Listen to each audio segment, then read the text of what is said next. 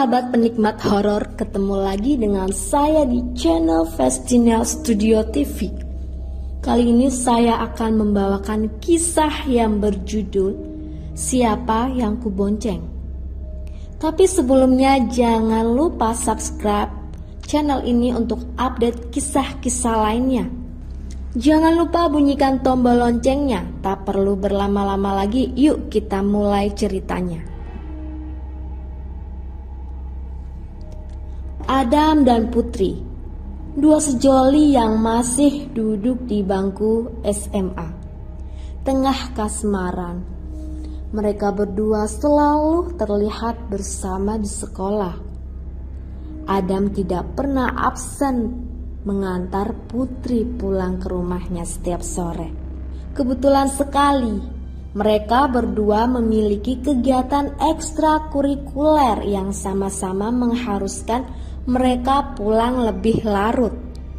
Adam mengikuti ekstrakurikuler breakdance, sedangkan Putri mengikuti ekstrakurikuler modern dance. Karena hobi yang sama inilah mereka berpacaran begitu mesra. Namun, sore itu adalah awal kemesraan mereka memudar. Seperti biasanya, sore itu seusai sekolah, Adam dan Putri menjalani aktivitas ekstrakurikuler masing-masing. Sekitar pukul 5, kelompok modern dance Putri selesai berlatih. Ia kemudian membereskan barangnya dan segera menuju tempat latihan kelompok breakdance Adam. Sesampainya di sana, Adam dan kawan-kawan masih berlatih serius. Melihat kekasihnya datang menjemput, Adam hanya bisa tersenyum lirih sambil mengusap keringat di wajahnya. Putri paham, sepertinya Adam akan pulang lebih sore lagi hari ini. Dengan setia, ia memutuskan untuk menunggu Adam hingga selesai latihan. 1 jam berlalu, tidak ada tanda-tanda pelatih breakdance Adam menghentikan latihannya. Adam juga terlihat fokus dalam menghafal gerakan-gerakan yang akan ia praktekkan untuk perlombaan minggu depan. Putri masih menunggu dengan sabar meski di dalam hatinya ia begitu kesal dan lelah. Namun, karena sudah terbiasa di antar Adam setiap sorenya, Putri jadi enggan untuk pulang sendiri. Kali ini matahari benar-benar tenggelam. Malam semakin menyelimuti sekolahan tua itu. Ruang-ruang kelas dan lorong-lorong sekolah yang tadi disinari cahaya senja, kini hanya disinari cahaya lampu tua yang redup. Seperti itulah kondisi sekolah mereka. Tetapi Adam dan Putri sudah terbiasa dengan kegelapan seperti itu karena seringnya mereka pulang sore. Putri menengok jam tangannya, sudah pukul 6. Ia lalu berdiri setelah duduk sekian lama. Dengan wajah sedikit mengejan, Putri segera pergi menuju toilet perempuan terdekat. Tampaknya ia hendak buang air. Sayangnya, pada waktu yang hampir bersamaan, Adam melihat Putri pergi berlalu. Ia hendak menghentikannya karena latihannya baru saja selesai. Namun melihat tas ransel Putri yang masih tergeletak, Adam mengurungkan niatnya. Ia paham kemana pacarnya itu pergi. Adam lalu membasuh keringatnya dengan handuk dan segera berkemas untuk persiapan pulang. Tentu tidak lupa menunggu Putri selesai dari toilet. Sekitar 20 menit berlalu sejak Putri pergi ke toilet. Adam sudah terlihat sedikit kesal dan lelah setelah berlatih sepanjang sore. Apa Putri buang air besar ya? Atau ganti pembalut? Gumam Adam dalam hati. Ia berusaha menahan emosinya karena tadi Putri pun juga menunggu berjam-jam demi dirinya. Beruntungnya, teman-teman Adam lainnya juga masih belum pulang. Mereka tengah berbincang-bincang dengan pelatih. Adam lalu duduk dan ikut mendengarkan apa yang mereka bincangkan sembari menunggu Putri. Sekitar 30 menit kemudian, teman-teman Adam dan pelatihnya pamit pulang. Mereka sedikit heran melihat Adam yang masih di sana dengan menenteng tas perempuan. Beberapa teman yang mengenal Putri menanyakan keberadaannya pada Adam. Adam hanya bisa tersenyum lirih. Ia tidak bisa menyembunyikan kekhawatirannya. 1 jam berlalu sejak Putri pergi ke toilet.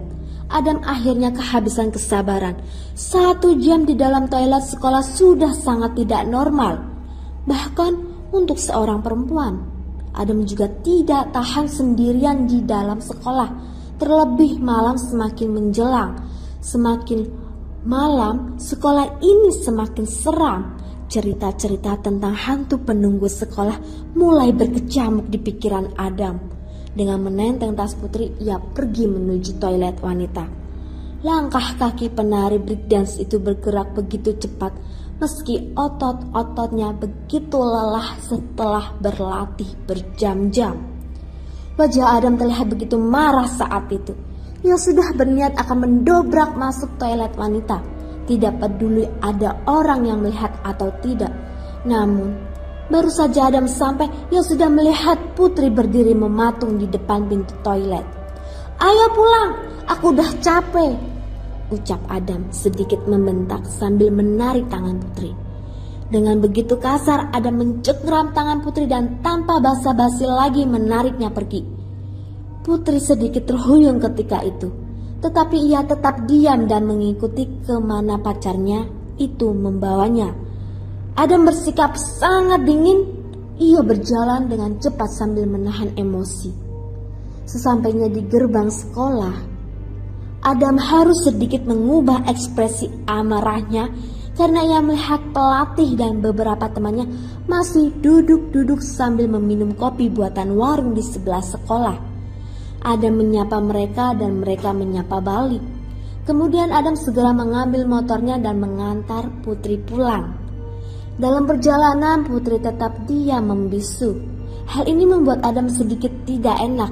Ia lalu berusaha meminta maaf pada Putri.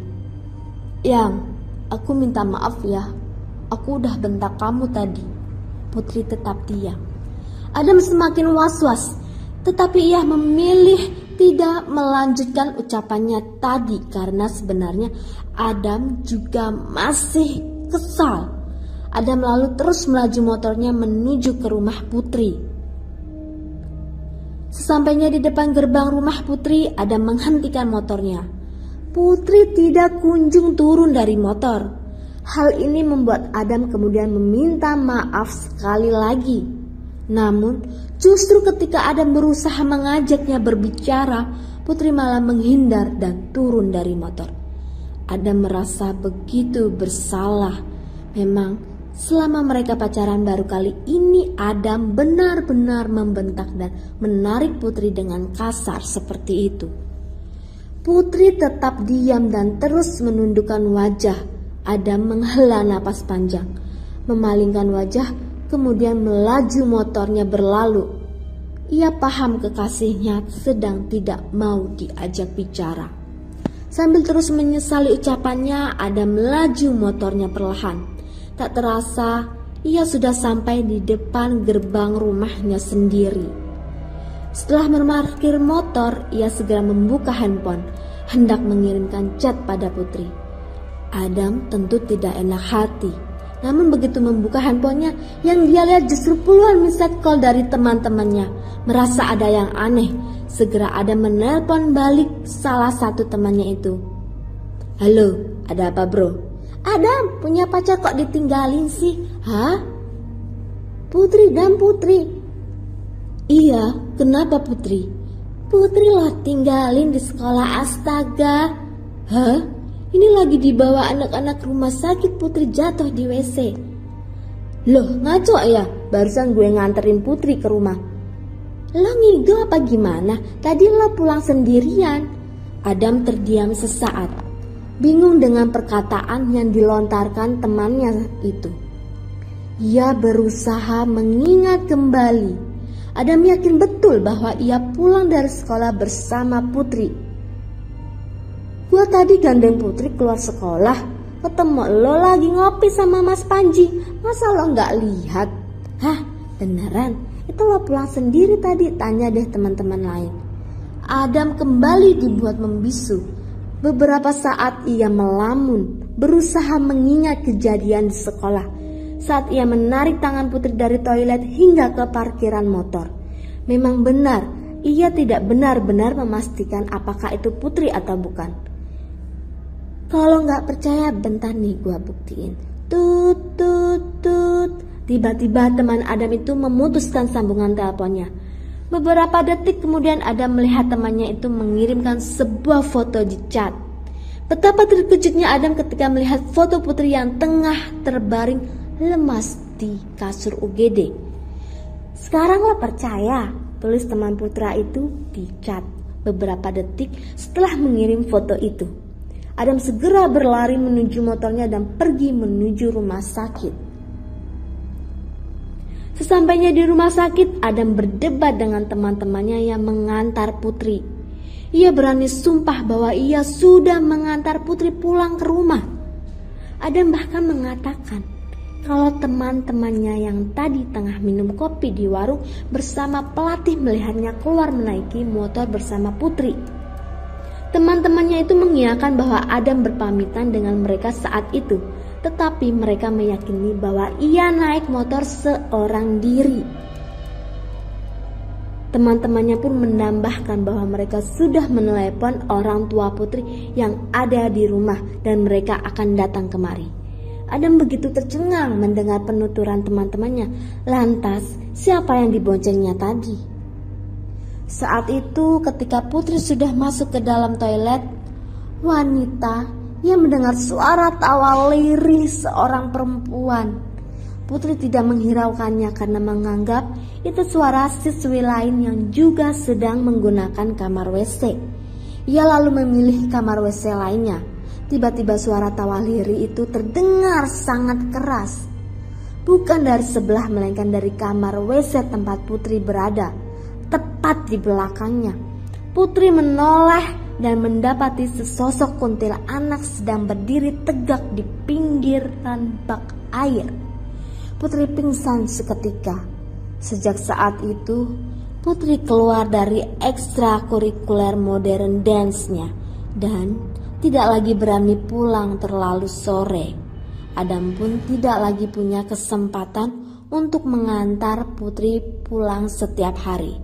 Hubungan mereka semakin renggang. Jika kamu punya kisah atau pengalaman horor, silahkan kirim ke email di bawah ini atau DM ke kita ya. Bagi yang beruntung akan kita bawakan. Ikuti terus kisah-kisah menarik lainnya di Festinel Studio TV.